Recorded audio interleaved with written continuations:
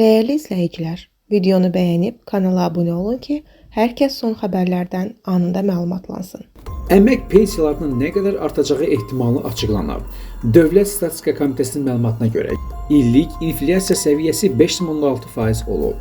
Məhz bu göstərici pensiya kapitalının indeksləşdirilməsi zamanı əsas götürülür. Qanunvericiliyə əsasən pensiya sistemi iki əsas istiqamət üzrə yenilənir.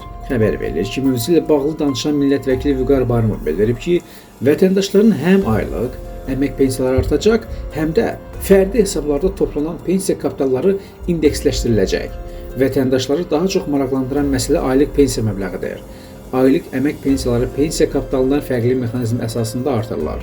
Bu artım inflyasiyaya deyil, əvvəlki ildə ölkə üzrə orta aylıq əmək haqqının artım faizinə uyğun hesablanır.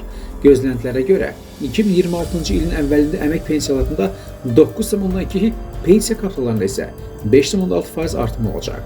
Beləliklə, 2026-cı ilin əvvəlində pensiyaçıların aylıq gəlirlərində nəzərə çarpın artım gözlənilir. Rəsmi sərəncam isə yaxın günlərdə imzalanacağı bildirilir.